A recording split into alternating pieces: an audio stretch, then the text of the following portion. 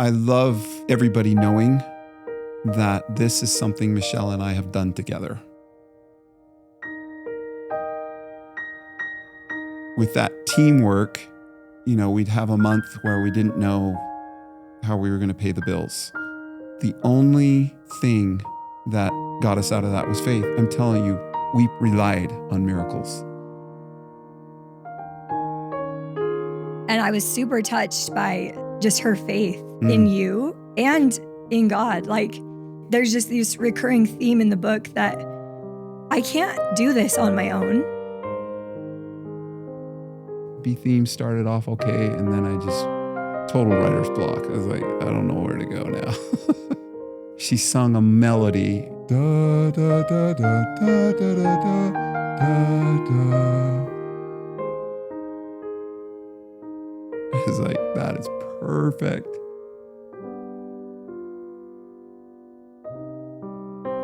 I've been made aware through your cute daughter Sarah's social media that Michelle's health is in a difficult season right now. And I feel like whether Michelle has months or years, that we will be supported. There's another scripture in Romans that says, we glory in tribulations because tribulation leads to patience, which leads to experience, which leads to, The hope. Nice. It's amazing to me that tribulation leads to hope. That's amazing to me.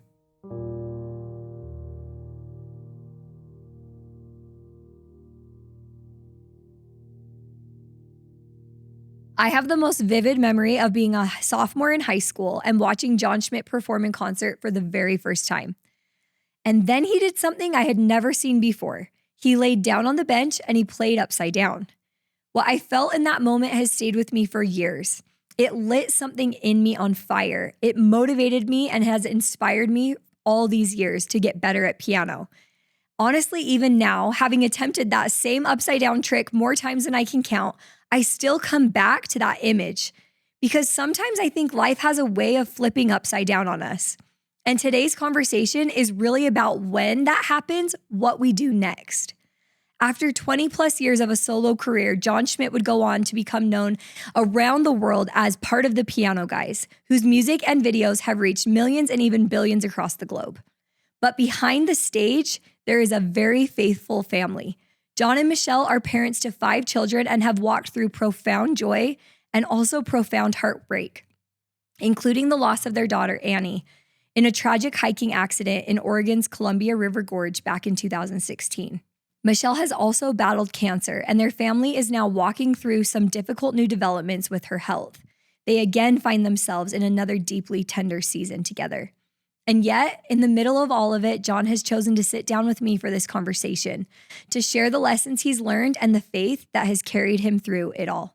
Okay, so Jon, welcome to More Than Musicians, and thanks so much for being here. You bet. It's awesome to be here. Excited to have you. My teenage self is just screaming that I get to sit down with my piano idol. And my adult self, honestly, is so grateful for the opportunity to sit down with you. We love Michelle, and we had wanted her to be here today, and we understand that she is not feeling well. And we just hope that you know that our thoughts and our hearts and our prayers are with her. We love her. Thank you. So I want to start off today a little different than I normally do. And I want to ask this question. Jon, you have been able to use music to express yourself both personally and professionally over your life. If your life had a soundtrack right now, what song would that be and why? It's funny because I asked Michelle that. You sent that question. You're like, think about it. We decided that Handel's Messiah. I like that. It was one of the first dates we went on. We went to the Messiah Sing-In. It's something that we've gone to over and over again. And each time you go to Handel's Messiah and you pull out your score and you're following the words, you get something different out of it. I could really do a whole podcast on why Handel's Messiah is the one we picked. This is the soundtrack of your life. Well, there are the glorious moments that that just are powerful, and it was played in the Tabernacle Choir this last December, and those moments are extremely powerful and almost overwhelming when you hear those swells. And I'm sure as we get into our conversation today, we'll find moments that have probably felt like that, and other moments that have been more difficult and harder to kind of feel that passion or big picture moment. And so I'm excited, and I'm looking forward to diving into this conversation with you. I just finished Michelle's book, Carried, and I now feel like I have this great understanding of her perspective on a lot of things. So I'm excited to kind of dive in and get your perspective. Yeah, it's definitely the type of thing where this music career would not have happened without her. Yeah. It's something we have done together, and we decided together to do it. Like I didn't want to do music as a career because I didn't want to put my family through that uncertainty. I feel like it was the type of career that you have to decide together as a husband and wife to do. Yeah. And it's something that we just felt really good about. Where did that start for you? Did you grow up thinking that you wanted to be a composer, or where did that kind of emerge that would be your Totally path? Doing it for fun. For fun? Yeah. Yeah. Did you play? So you played as a kid? I was not planning on doing it as a career at all. Yeah. But in high school, I was sort of entertaining at Highland High School and in the assemblies, and when we'd go over to friends' houses, I would play, and so that's really all it was. And then I started to write music as a teenager. What were some of your first compositions? Riding West was an early one. Because I was really inspired by Billy Joel. Yeah. He had this song called Ballad of Billy the Kid. Okay. Was one of his songs. And it was a vocal, but there was a lot of piano stuff on it. And it really inspired Riding West. Really? So I want to go listen to that. Yeah. Riding West was my sophomore recital song. So I do know, I'm very familiar with that one. That is crazy. I love to hear kind of where your inspiration was from, because now that you say that, I feel like I can definitely see that. How did the home that you grew up in influence your music? I was the youngest of 5 kids, and it was a really musical home. My dad was an operatic tenor. Oh. So I grew up listening to my sister accompanying him on the piano. My sister was the best pianist in the family, and she could sight read anything you put in front of her. Yes. And she taught me. She was 11 years older than me. She gave me lessons every week, and I don't think she ever got paid. So it was just amazing that happened. It's a miracle. Well, I know that we share a faith now, which is members of the Church of Jesus Christ of Latter-day Saints. Yeah. How has that faith shaped your outlook on life? I would say that is the reason why I did music. I served a mission for the church when I was 19, from age 19 to 21. And when I came home from that mission, I felt so insecure about my future. I didn't know what I was going to study. I didn't know what I was going to do for a career. I remember just praying in my backyard, like, what in the world am I going to do? And I felt like I should go into my room and look on my bookshelf. I don't know why. And there was this book in there that was given to me by my aunt. And it was a book called I Challenge You, I Promise You. And it was a book of challenges, spiritual challenges, and spiritual promises. The challenge that I read literally changed the trajectory of my life. And the thing that it said was basically turn your life over to God, and he will make a lot more out of your life than you can. That's actually a quote that I heard later that a prophet named Ezra Taft Benson, men and women who turn their life over to God will find out that he can make a lot more out of their lives than they can. But that challenge that I read that day, it was a promise. It said, if that is your top priority, then God will not allow you to make very many false steps. It said, everybody is sent to earth with a mission to perform. If doing that mission that God has sent you to earth to do is your number one priority, then you can be sure he won't allow you to make very many false steps in your life. Mm. And when I read that, I was just like, that's it. And I just felt this assurance that I would be able to fulfill whatever purpose that was mine to fulfill. That is the reason why I felt like I could just turn it over to God and be willing to do music, which I wasn't willing to do. In fact, I had been asked about it by my mission leader. He's like, are you going to do something with your music? And I was flippant. I was like, no. Yeah. I was like, I'd actually like to feed my family. Yeah. And I think that's a very valid fear. So, yeah. And a lot of our listeners, want to do the same thing, Yeah. but there's apprehension, even other people's kind of skepticism, like, how are you going to make that work, to do music full time? For sure. So talk to me a little bit about All of Me. That song is my number one. Anyone that knows me knows that I've played that song 100 times. I played it in the homecoming assembly in high school. It's just one that I've always had memorized. I've spent countless hours learning it. And I imagine it was career defining for you. Tell us about the story behind All of Me. Oh, man. Thanks for playing it. Number one. That's so cool. It's so good. Yeah, I just feel like we all get little miracles to help us accomplish whatever God is wanting us to accomplish. And All of Me is definitely a miracle. Yeah, just can't believe that the sheet music, when I transcribed it, has just quietly spread all over the world. And like it's taken off in Korea. I don't know what made it take off in Korea for some reason, so randomly. What was that experience like writing it? Was that a composition that you just came up with on your own? Yeah, a real great tool when you're writing music is a rhythm. If you take a rhythm, that's something that lyrics automatically give. Yes. When you talk with a beat, you automatically talk with a rhythm. Da da da da da da da da is a rhythm that I never would have had in my mind, and that's how All of Me was inspired. It was a guy that I got to know on my mission. He was a drummer, and he would always do this beat with it. It was what do you call that? Vocal percussion or beatboxing? He'd always beatbox this beat whenever he saw me. He's like, we got to jam. And he'd do this beatbox. And he'd always do the same one. And it got in my head. One day I was just sitting at a piano. I was like, I got to take a rhythm. It's like some unique rhythm and attach some notes to it. I was just like scanning through my mind of unique rhythms that I could maybe use. And his beatbox idea came into my mind and just immediately just attached notes to it. And it was just magical. And then I would work on it every once in a while and I get stuck. And it started off so cool. And then I was like, didn't know what to do with it. And I would try to finish it and it would just frustrate me. And I'd try this and that didn't feel right and that.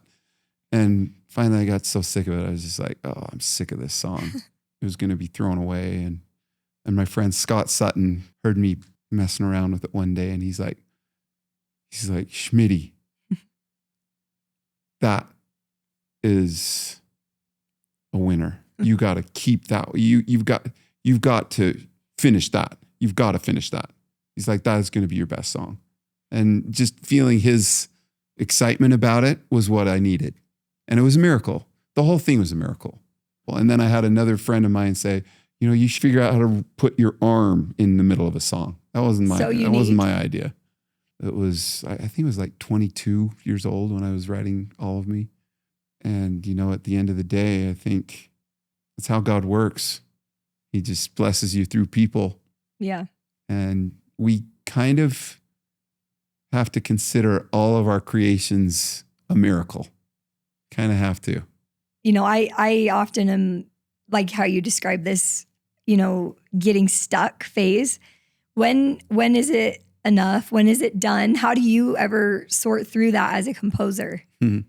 When is something finished? One thing that was a real blessing to me, after I got married, we did that first year, we did a lot of reading. And another thing that I read was Minerva Teichert's biography. And one thing she said is she never would pick up a paintbrush without first praying. Mm.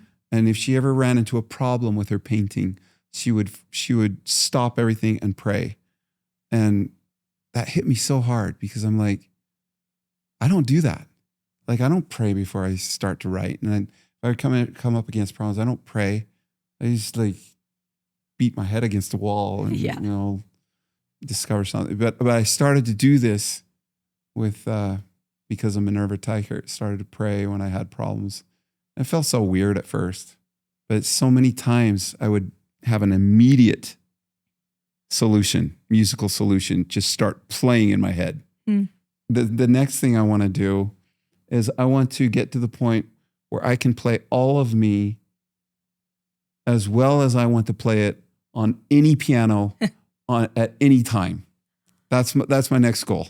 Because I can play it really good on my piano, but I want to get to the point where I can play it on any piano that I should ever play it on. Well, you wrote it so dang fast. So it is a tricky one, but it's the pinnacle. I remember, I'll never forget. I played it at EFY, like at the variety show, at the talent show. Being able to play All of Me in high school was like the pinnacle of piano. You've made it excellentness. And that's because people don't know how superhuman like Rachmaninoff and Liszt and all those people are. But in my book, that was the pinnacle song. And so I'm so excited that we get to hear you play it today. Thanks.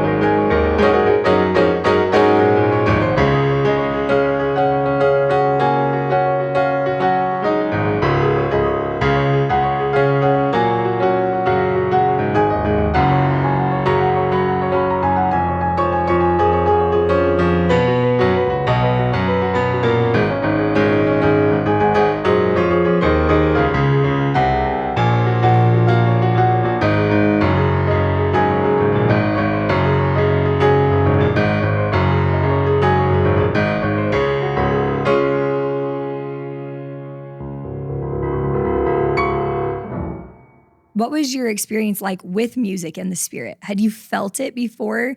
Was there an experience that you had that you knew that music could bring people closer to God? Yeah, for sure on the mission. When I was out there serving, trying to be a representative of Jesus Christ, oftentimes that puts you in situations with people that need strengthening and that are going through hard things. And we had several amazing experiences playing the piano in those circumstances and having people feel the love of God. Yeah. I do really believe that God uses our gifts to let people feel of his love. And music is one of hundreds of gifts that people have. And there's no better feeling than to feel like God worked through you. Yeah. I can't imagine the scale of such a global audience and knowing that you've touched people in all corners of the world. In the book, Michelle, in section 2, it's titled How the Past Prepared Me for the Future.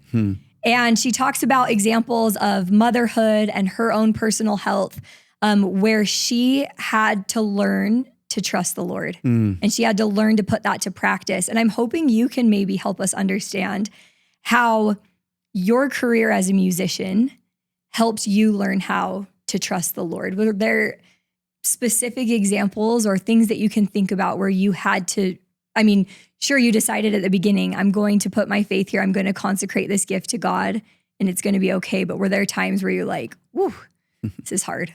Yeah, for sure. I love everybody knowing that this is something Michelle and I have done together. Yeah. It's been a joint effort. Like without Michelle, I would not have gone into music. There's no way. We didn't know how long it would be. We just knew that when we got married, that I shouldn't go back to get an MBA. I should try music. That's something that we felt just really sure of. I don't know. It had to be something that we felt sure of. And we just felt like, let's try music for however long we're supposed to. We didn't know if it was going to be a lifetime thing. We just knew that it was the immediate step that we should do. And I love using the word we. Yeah.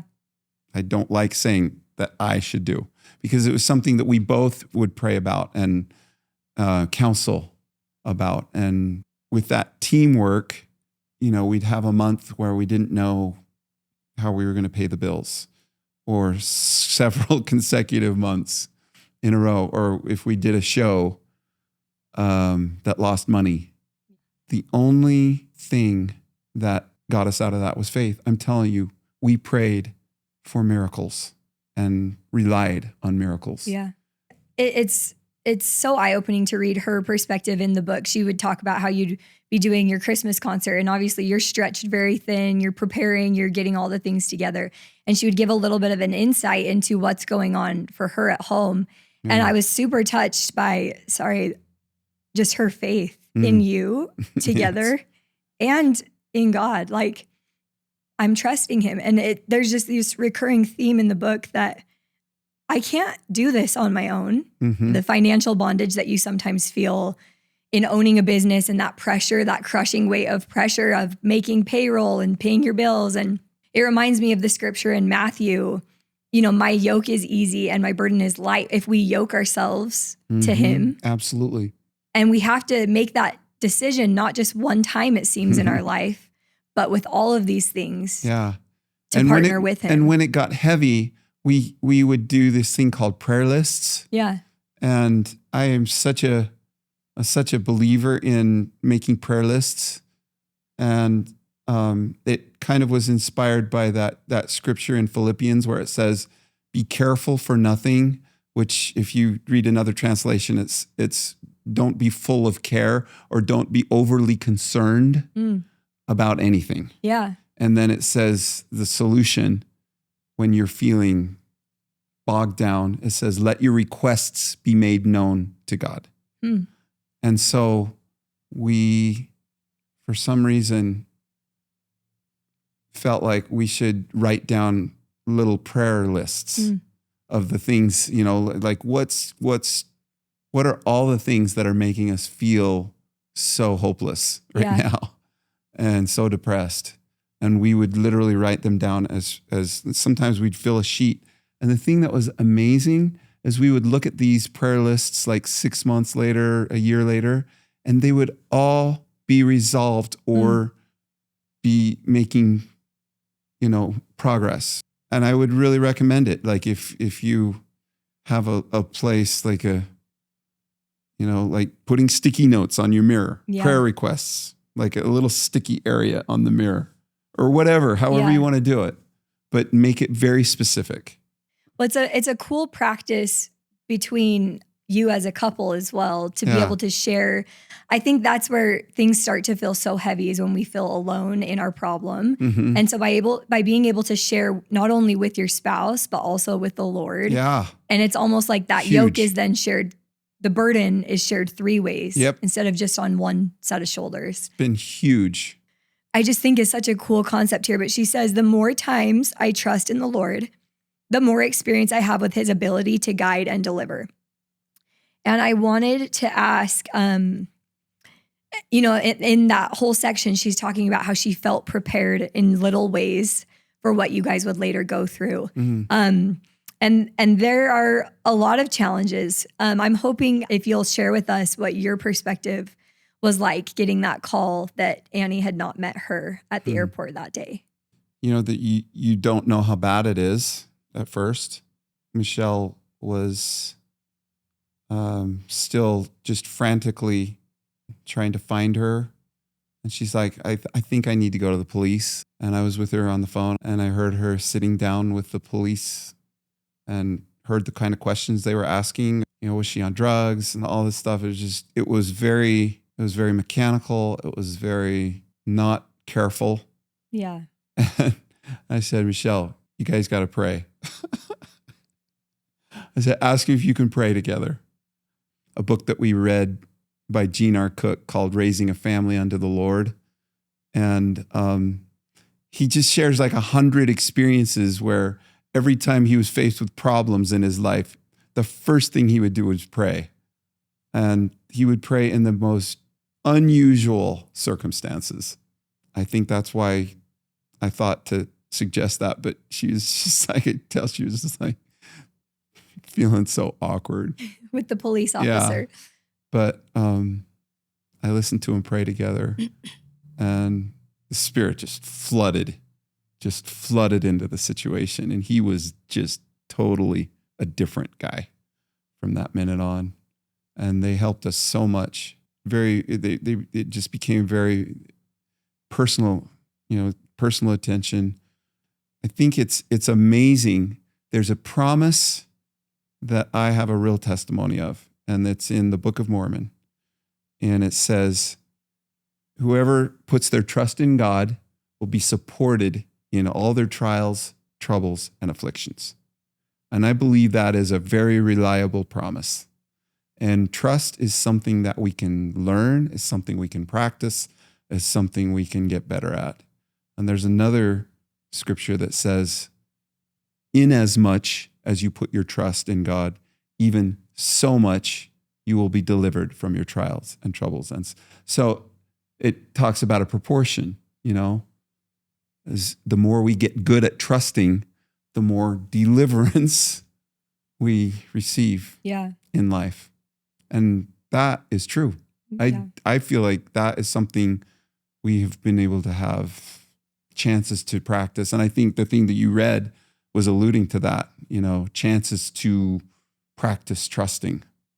And it's something to be thankful for, to have a chance to practice trust. And the thing that I think enables trust to those experiences to lead to the greatest possible improvement in trust is if we can avoid resentment. Yeah. That's tricky. It's really tricky. But I think God even understands when we struggle with resentment. Yeah. When we're resentful to God. Yeah. The question of why is this happening or why me or something like that. I think it's the opposite of trust. Yeah. But everybody struggles with it. Yeah. When she was writing and what you're saying now, it reminds me that we can, I look at these situations that you've been through, with these different things, whether that be in your career, big financial decisions, or, in looking for Annie. And those feel so big to me. It's like, those feel like pivotal moments where we need to like, okay, where are we going to put our energy here? Where are we going to put our hope and our faith? But I've realized in reading this book that it's our everyday anxieties and our everyday worries and our everyday small little things that are nagging at us or eating at us that we can also just turn over to him. Yep. And they don't have to be carried if we just trust that he has the plan. That's awesome. Totally agree. She had said when you guys were searching for Annie, someone had made mention to her, well, I sure hope this has a good outcome. And she said the first thing that came into her mind was, I know it will, because Christ has already made sure of the outcome. The outcome is guaranteed. Yeah. And for someone who's not of the LDS belief or who might not be familiar, can you help someone understand what the belief is? What has Christ guaranteed? And where is Annie? And what is your belief surrounding if you'll see her and when you'll see her again? I just feel like because of Christ, I believe that all of our bitter can become sweet. And he even said that when he announced himself. The Spirit of the Lord is upon me because he hath anointed me to preach the gospel to the poor, to appoint unto them that mourn in Zion, to give unto them beauty for ashes, the oil of joy for mourning, the garment of praise for the spirit of heaviness. I think that the power of Christ is the only way that can happen when you're going through stuff. And it can be constant if you can avoid resentment. And if resentment starts to well up, you can pray. You can pray for help. I am feeling resentful. Help me remember the amazing, bounteous blessings that I've received. The other night I was with my kids, saying prayers before bedtime, and our son offered a very quick, please help me do this. Please help us have a good night. Please help us. And my husband and I, gently stopped him and said, hey, we're supposed to offer gratitude in our prayers first. I'm grateful for, I'm grateful for, I'm grateful for. And then we can ask, and there's something to gratitude first, I think. Yeah. I mean, we read when we were newlyweds, we both read a book together called The Hiding Place. And the gratitude of these two Christian girls that found themselves in a concentration camp. Is it Corrie ten Boom? Yeah. That's the story. Okay, yes. It's unbelievable how she says, we've got to start being grateful for everything, just like the Bible teaches. And so let's be grateful for the fleas. And her sister's like, no way. Yeah. And then they find out that the fleas were the things that kept the guards away so that they could do their Bible study. And just trust, all things are going to be for your good. All of your ashes are going to be turned to beauty. All of your bitterness is going to be turned sweet. Just trust me. Yeah. I mean, it's reliable. And that's because of Jesus Christ.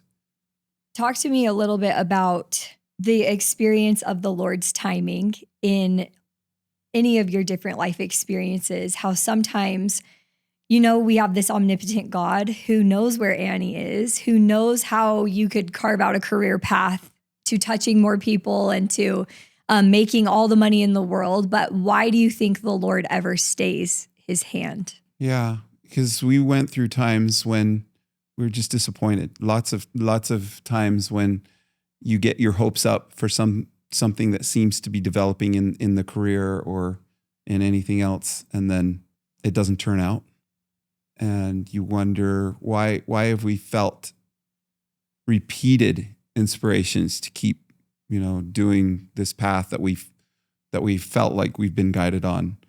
And, we get setbacks that feel like it's coming to a halt. And then you start saying, let's ask God if it's time to switch to some other career.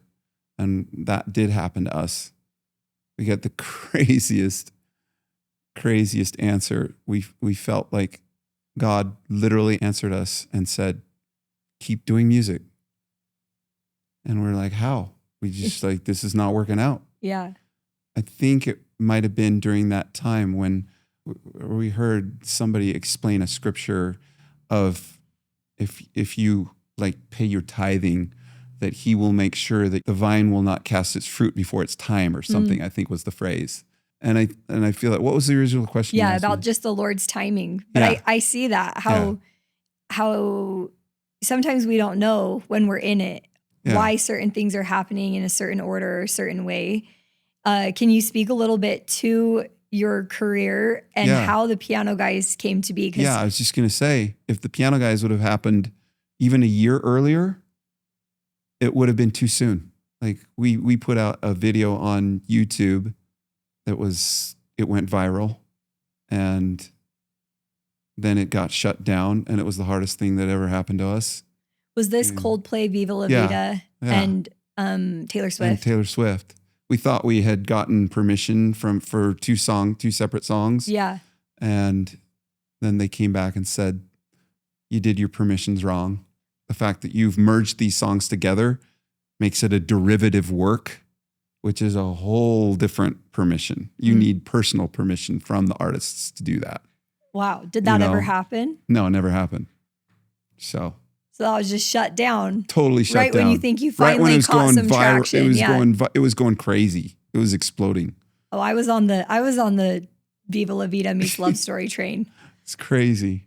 We have never put that on a recording. Really? Yeah. It's because you can't. How did you handle future mashups? Yeah, we were able to do those with Sony Records because Sony Records signed us, and they handled all of that stuff for us. You know, if that video would have taken off into the world, I don't know if Piano Guys would have happened. Let's just say that. It was too soon for me to go viral. How did Piano Guys come together? How did that all shake out? How did you guys meet? Yeah, I had a friend that owned the store called the Piano Guys, and I just kind of did a favor for him. He wanted me to film some videos that he was trying to film some videos in crazy places to advertise his store. And the first one I did for him was Game Day, and we threw a piano in the middle of Snow Canyon and filmed that solo piano thing for him. And then I did a couple of others for him, and then he had seen what happened with Love Story Viva La Vida and how that had really taken off. And he's like, what if we put our forces together and form a partnership? And I've got a lot of pianos, and I can do some financing for this, and I have some film expertise, and we can hire people to film things. And Steve and I had been doing stuff together quite a bit at that point. We just decided to combine all our forces and make another video and see what happens. And it exploded again. And we asked 30,000 people on our mailing list, do us a favor, share this with everybody. And it just got it into the YouTube charts of trending. And all of a sudden, this Piano Guys YouTube account was just like exploded into the world with that one song. And we tried to change the name for Steve's sake because he played the cello, and we would have lost all of those views. So poor Steve has just had to. He's a piano guy. It's so awkward. It's so stupid. He rolls with it. We don't like our name, but oh well. Yeah, well, it served you quite well. You guys have had such a global reach. Is there a moment with it all that you felt that burden lifted, or that like we've made it? Was there a moment like that for you?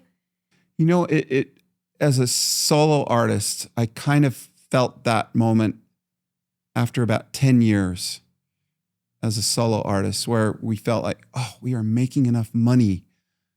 And that was a great realization. Mm-hmm. We had gotten to the point where we were, doing 3 or 4 local yearly shows here in Salt Lake in the Wasatch Front area, and then down into what we call the Jello Belt, where the church kind of goes down into Las Vegas and Arizona and down into California and up into Idaho. The Jello Belt, that's funny. So I had created a real presence in region. Let's just call it regional presence. Yeah. Yeah, I think where where we really felt like things were working and was right around the Winter Serenade album. And this song, First Run, was on that Winter Serenade album. And when I think of the image that I was trying to go for with this song was skiing, just the first run of the morning, where there's parts of the song where I'm imagining just riding up the chairlift. You go down the hill and it's just that feeling. It's just, I wanted the song to feel like just a steady build. I'm bringing it back. I used to be able to play this song and it got away from me because I never played it during the whole Piano Guys era. We get to hear First Run. I'm excited. We'll play that now. It'll be 80%, but oh well, that's the way it goes. It's good.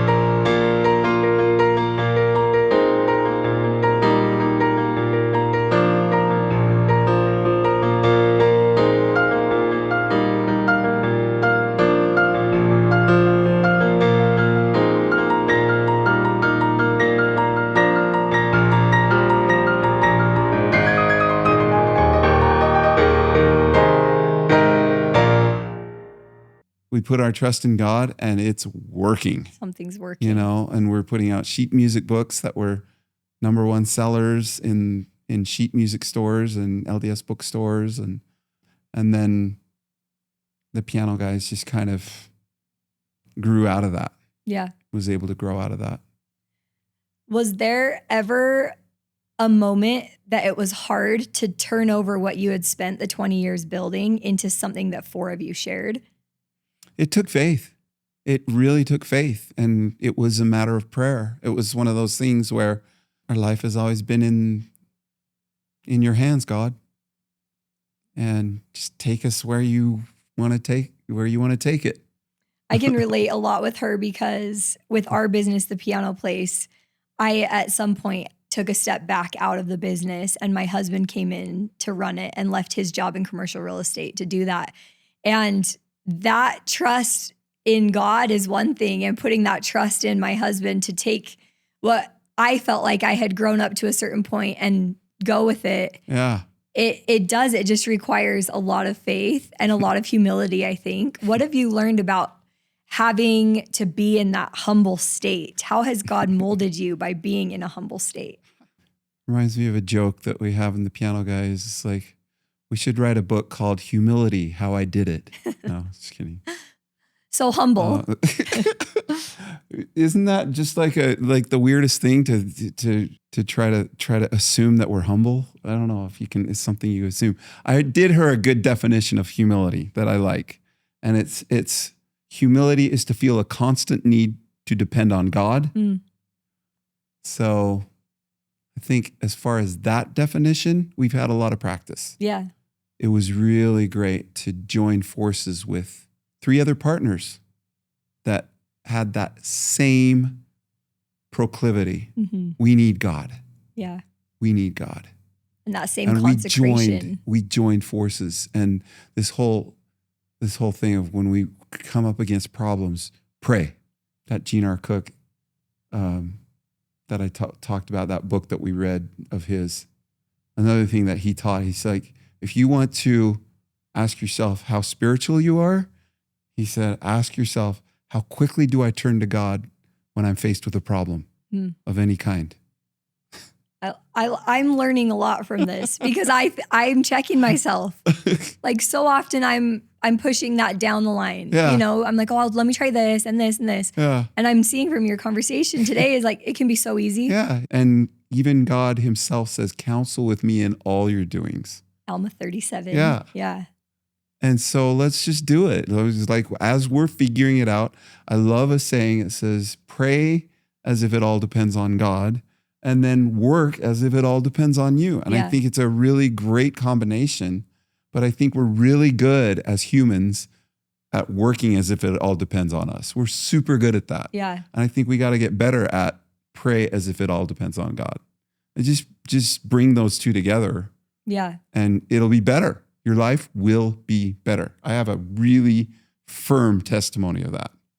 I'm learning a lot, and I'm like feeling chastised inside that I am not doing well at this in my own life. Me too. I mean, we're all trying to get better at it. But I think the better that we get at it, the richer things can be. Yeah. Well, and it's like Christ said, I've come that they may have life more abundantly. Yeah. It's not to diss on people that have a lot of abundance, but you can always with Christ have more abundance. Yeah. And sometimes I think that abundance is peace. Like peace. I'm not talking about about wealth. Yeah. It's not more out of life. It's contentment in the life that you have. Yeah. That whole idea of I have greater feeling of contentment is big. It's big because it's everything. Everybody else is frantic. Yeah. But to have greater contentment, I think, would you rather have money or contentment? I would choose contentment. Yes. I would. Would you rather have more fame or more contentment? Yeah. And the thing that I love about our journey is I feel like it allowed us to have more contentment the whole way. And not that we were awesome, but I feel like it allowed us to trust more than we would have. Yeah. And I feel like we were totally content as a regional act. Yeah. Totally content with money to pay the bills. Yeah. It was awesome. It's gotten even better with the piano guys. Yeah. But God can turn your life into more when you give it to him. And that's that perfect example of that. Yeah. When I started the piano place 10 years ago, I had no idea how deeply music would impact people. I've watched shy kids find confidence, teens discover an emotional outlet, and families strengthen their homes through music. At the piano place, we match every student with a teacher who fits them, their unique goals, and personality. Everything from our recitals to our state-of-the-art studio locations are designed to inspire creativity from the moment you walk in the door. Our tagline, Making More Than Musicians, gives insight to our main mission, which is to help kids stick with it and learn the great life lessons all along the way. With 12 locations across Utah, it's never been easier to get started. You can visit thepianoplaceutah.com and mention More Than Musicians, and you'll get your first lesson free. Give us a call today at 801-893-2417, and our team will get you taken care of. We look forward to seeing you around the studio. How did you guys get so comfortable sharing your faith? I mean, your audience turned from regional to global so quickly, and I feel like you guys have been wonderful examples of living and advocating for your faith. Was that a deliberate decision? Yeah, I think that as the piano guys, we all, as we, tried to settle on a mission statement as we first got together, it was really exciting to us that the number one thing that we wanted to be excited about was to help people to find Jesus. That was like so much more exciting than helping people find our music. Yeah. Because we felt like there's so much power. There's so much power in the teachings of Christ. Like I see what Dallas Jenkins has done with The Chosen. It has blessed the world. Why? Because people have discovered teachings that they wouldn't have discovered. Yes. I look at coming back to the Messiah, Handel's work that he did with the Messiah. You ask, how has that helped the world? It's immense. It points back to him. It's immense. That thing that he created, the way it has helped the world is immense. Yeah. I think that's the power of Christ. Yeah. The stuff that he taught. Yeah. It's earth-shattering stuff. Yeah. Can you imagine the world without the teachings of Jesus Christ? Well, no. So it just makes you want to advocate. It makes you want to do whatever you can. With the bigger stage and platform that the piano guys provided, how did you see your mission, your initial mission, which was to introduce people to Jesus Christ? How did you see that play out? Are there any specific examples where you felt that mission being accomplished? Yeah, I feel it when I read the comments that are left on videos. And one of the coolest things is to read comments that people leave where they're like, was feeling horrible about my life, and I stumbled across this video today, and it changed my whole day. In some cases, people saying, I was in the hospital suffering with, and found your music, and it was a game changer for my hospital stay. Or even I was going to take my life, and I think God helped me find this video today. I feel like that is bringing people to Christ. I feel like the world calls Jesus different names, and he doesn't mind. I honestly don't think he minds. I've been to recovery groups, and sat in on these amazing meetings where people are trying to turn their life over to God in the way they understand it. And a lot of times they're not Christian. But I don't think God discriminates when somebody's trying to turn their life over to him with the knowledge that they have. He's like, I'll teach them my real name later, maybe in this life, maybe in the next life. Yeah. at some point I'll show them the rest of the story. Yeah. But I've seen them testify as they have tried to turn their life, what do they call a higher power for the time being. Yeah. And he's fine with it. Yeah. I just feel like he's fine with it. And I have felt Christ in these meetings, in these recovery meetings. And bad language is flying everywhere. He doesn't care. She just takes us where we are. He's like, we're gonna give you more light. You're turning your life over to me. You might not be calling me the right name at the moment. We'll get you there. Yeah. And that's what I feel with music and everybody's gifts. When everybody uses their gifts and somebody smiles, that's Jesus. It is. Whether we realize it or not. We talk about gifts on this show a lot.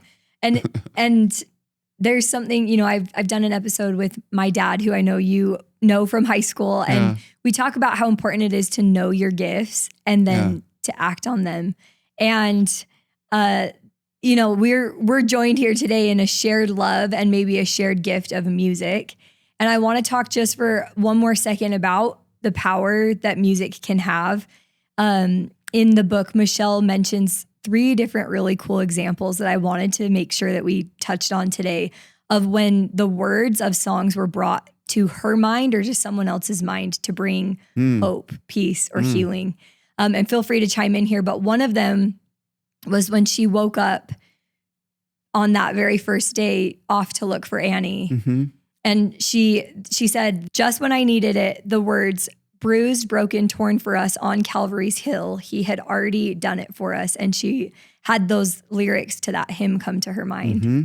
She talked later about how, in motherhood, she felt sometimes that she was failing and falling short. And I definitely can feel that. And she would have the song lyrics come to her mind. I'm small, I know, but wherever I go, the grass grows greener still. Mm-hmm. And those examples are so touching to me. And there's one more I want to share. I think it's just so cool to kind of talk with someone like you who knows music so well about the power that it can have. It's not tangible. Sometimes we can't put words to it. But I wanted to just share this little part of the book. It was during Michelle's birthday week, and some neighbors had put together a scrapbook. Do you remember this? Mm-hmm. Mm-hmm. So this was part of the book. This is her neighbor writing a card that came with the scrapbook, and it said, as she's been getting the scrapbook ready, I was troubled almost to the point of obsessiveness that I was missing something that was supposed to be in the book. She said, as we sat and worked on the book together, I began to hum a song. I'm not certain how long I had been humming the song when the words started to come. As the words came, I sang them out loud. I turned to Gretchen, who must be a neighbor, and she said, we both wept. I wish I could adequately describe to you the tender feelings and strong presence that we felt in that moment. As I said out loud, Annie, is this what you wanted?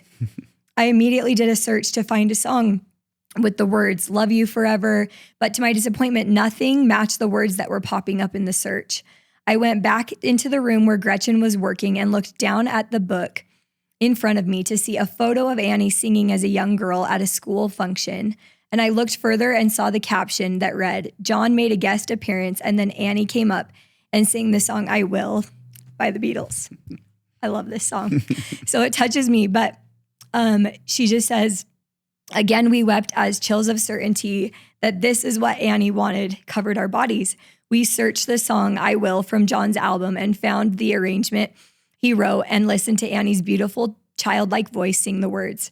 Because of this tender experience of discovering Annie singing I Will, I now know that this book isn't just about the love others have for her. Rather, it's also Annie's gift of love to you. Annie's life has blessed the life of countless others. That is such a touching example to me about the power that music has. I mean, there are so many different gifts, right? So many different gifts, but music is one of the coolest. It's one of the coolest.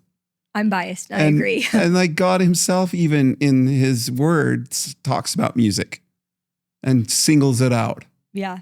It's a way to connect with him. We talk on this show too about how you don't have to be a musician like you or I to tap into that spiritual gift of music. Yeah. And that's an example of that, is lyrics coming to your mind or being touched by music or feeling connected to the other side through music. And there's so many things, there's so many ways. It's just one of so many ways that God uses to let us feel his love. The other things that come to mind are pets. Yeah. Or nature or food there's so many things, but music is in there. It's one of them. So we've talked today about the different tests of faith that you've had and the practice that you've had in turning to the Lord. And I've been made aware through your cute daughter Sarah's social media that Michelle's health is in a difficult season right now. And I'm curious how what you've gone through has led you to a point to be able to handle what you're up against right now with her health. I come back to that scripture, you will be supported in all of your trials and troubles and afflictions. That's something I am banking on. There's another scripture in Romans that says, we glory in tribulations because tribulation leads to patience, which leads to experience, which leads to, The hope. Nice. It's amazing to me that tribulation leads to hope. That's amazing to me. And that is something that we can bank on, that God will bring beauty out of ashes and he will support us. And I feel like whether Michelle has months or years, that we will be supported. That's something that I felt in the past.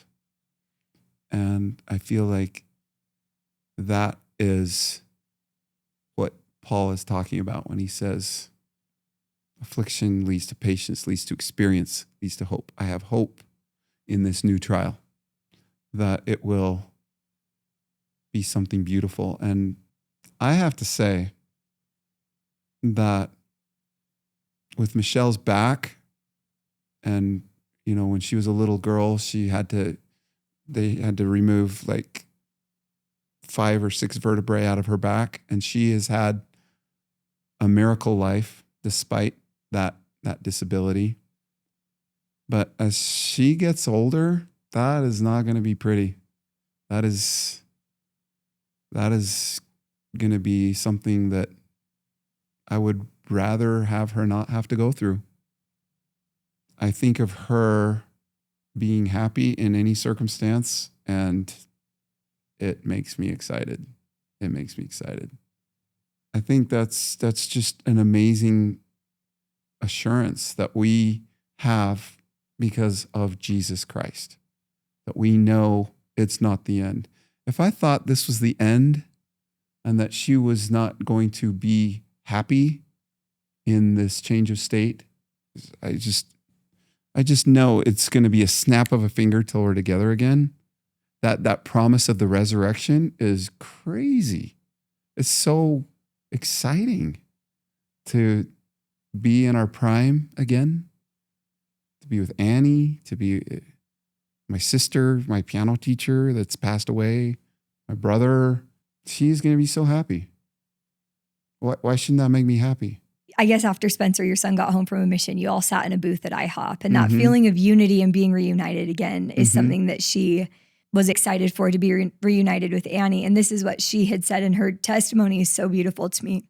But she said, Annie's spirit, it's whole, safe, and sound in the spirit world. And one day she'll be resurrected in her perfect form. Every bit of her physical body will be restored to its proper frame, and so will mine. We will both be able to run, hike with awesome, strong, resurrected bodies. For this great gift, we give thanks to Jesus Christ. And I appreciate your patience with me today.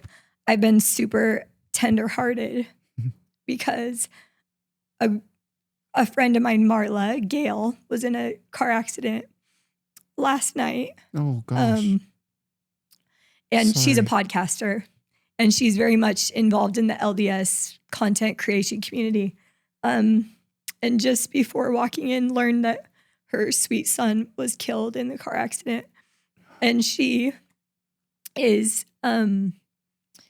not conscious. I will not share any of this without the permission of her and her family, but knowing what she will wake up to in the next, hopefully, few days. My heart's just with her. My heart is with you and your family with what you're going through. But, excuse me, that promise is so special. Mm-hmm. And it's the only thing that's getting us through. So It all rides on Jesus Christ. yeah, In these moments. it's beautiful. And we're so lucky that we have something to hold on to. And I think that's my purpose here with this podcast is just, I don't know that everyone knows this or believes this, but I can't imagine walking through this life without that belief system. Yeah. And that's where I think, I you know claim. what? I've got to believe that he finds a way to support those people too. Yeah. I just got to believe it. Yeah. But I think you can have immense support and increase. Like he says, I've come that they may have life more abundantly. We get to hear your song Cherished Moments. Will you tell Mhm. us where that came from? Yeah, it was, I was just improvising at Michelle's house before we were married. I think we were just engaged. And it was all going along really cool improv. And I started into the B theme, when it kind of goes minor, and it's B theme started off okay, and then I just totally brain dead. It was like total writer's block. I was like, I don't know where to go now. And she sung a melody. It's just like a 5-note melody, and it was perfect.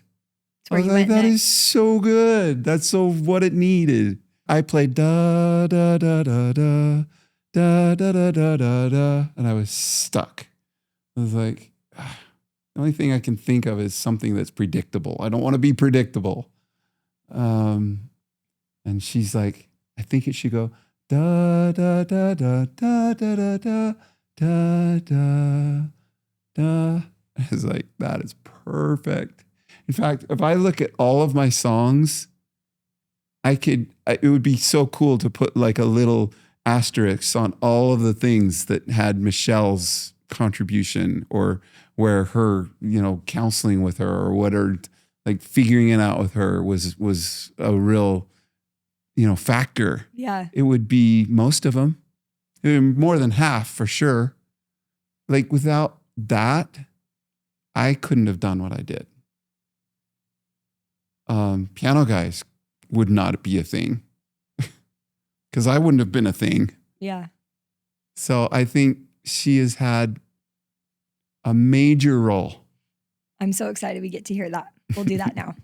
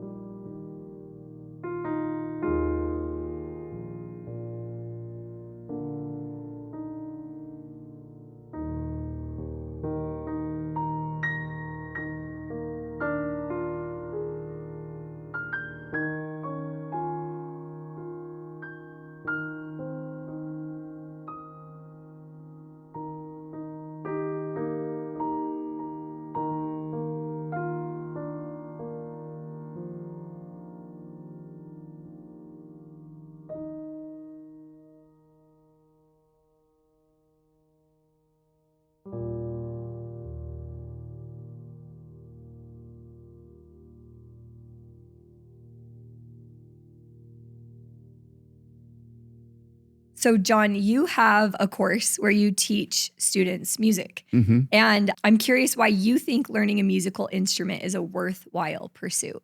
The things that have become accessible because I practiced every day. My mom made me practice every day and I hated it for the first 2 years. And then I started getting good at it. And then it started getting fun. The things that became accessible to me are crazy. Like if I were to make a list, the people that it's introduced me to, the friends that it's made, the smiles that I've been able to put on people's faces. People are inspired by music. And if you get good, I don't know, being good at something is a huge advantage. Has so many advantages. I love that answer. I think, I often will ask with that is what has your ability to play the piano giving you in your life? And I think that might be it, is just the ability to bring joy. Yeah, that's fun. To people. I don't know if there's anything more fun. Yeah. Than to feel like you could make somebody happy. Yeah. Especially if it's somebody who was like feeling depressed. Yeah. You do something that puts a little smile on their face or makes them feel better. It's cool because, sometimes we'll do these firesides and Michelle and I do together and it's so cool. She says to me, you should see what happens to people's eyes when you start playing. And it's so fun. It's like this superpower. It's really, really cool. It is cool. Thank you so much for being here and for sharing that. Our final question to you is, what do you hope people will know about Jon and Michelle Schmidt? Or another question that, if this helps, is if someone listening feels like their life has been turned upside down, what would you want them to know? Make a prayer list. Just decide exactly what you would request of God. I love the scripture that says, what desirest thou? Like if God came to you and said, what do you desire? Well, how can I help you? Basically, how can I help you? Give him some specific answers. Write them down on a little sticky note and throw it on your mirror. And then look at it 6 months later and you'll see this is a sound principle. Yeah. This is a sound principle. It's trusting in God. So that's the theme that I take away from this whole episode, is just making that decision and turning quickly back to God in our littlest of, things weighing on our heart, all the way up through the life-changing, turning upside down moments. Yeah. So we want to thank you so much for being here, Jon. We love you and we love Michelle, and we hope you know that our love and our prayers are with you guys. Where can our audience go to find you and your work? I'm doing something kind of fun lately, and it's called a listening room, where I do feel like every song is a miracle, and the creation of songs is kind of a devotional. And so I feel like the end result is super special. I feel like I made a lot of creation of these types of creations before the piano guys, and they're kind of got displaced by everything we did with the piano guys. And I just have this desire to not let them get lost. Yeah. As I've prayed, what should I be doing now? And I don't know. Sometimes you can't quite tell what God is telling you, or if you're just interested in something. And I feel like a lot of times that's how he tells you, or that's how he guides you, is he gives you an interest. And for some reason right now, I'm feeling a drive to help those songs be more visible. I'm not feeling driven at the moment to write new music. Yeah. I'm feeling driven at the moment to help people discover lots of music that I have written already that they probably will never know about unless I introduce it to them. Yeah. And there is absolutely no money in this. Yeah. If this is a song that will be a blessing to someone, that's exciting to me. Yeah. So, I think it goes back to that joy. Yeah. Is it will bring joy. The songs that you've played today, that sparks joy for me for sure. That's so cool. And I think that will be such a blessing to other people. So when people want to find you, where do they go? When they want to find that stuff? Yeah, where I would want people to go these days, because I think it's easy to find the piano guys. Yeah, so that's YouTube. Yeah, that's easy. Where I would love people to go at the moment to find the piano guys and my older stuff, and that's what I like about sending people here, is to my Instagram, which is the piano guys Jon Schmidt. Okay. Which is where I'm doing these little 90-second listening rooms. Awesome. I have linked in the Instagram bio, there's a link to a playlist. Awesome. That I've just put all of my favorite songs over the years into a 5-hour playlist. I have prayed over the order of the songs on the album, literally, and tried to make an experience, make it a 5-hour symphony. Yeah. And for me, it's like a super album. It's like the album, it's like my life's work.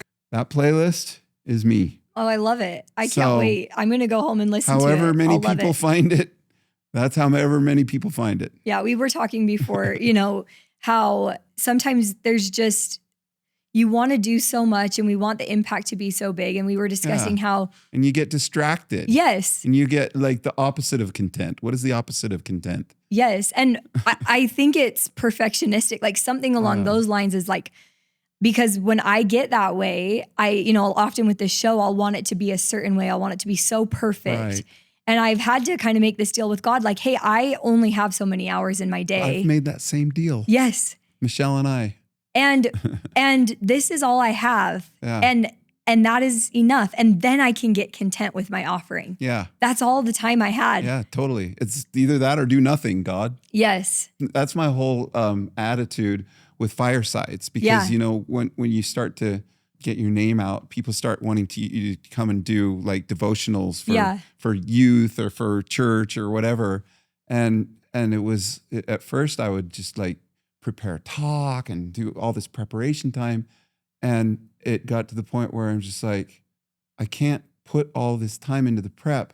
So Heavenly Father, should I not do these anymore? Or should I not worry about them and just show up and see what happens? Yeah. And the answer I got was just show up and see what happens. Yeah. And guess what? He's always provided something. It's amazing. It's better than saying, no, I'm not going to do it. Because it's too overwhelming or too hard. And I feel that. I feel that exact same way with these interviews. In my head, I want it to be powerful. I want this to be something that touches people. I want it to be something that you're happy with and that you feel proud to go put out to the world.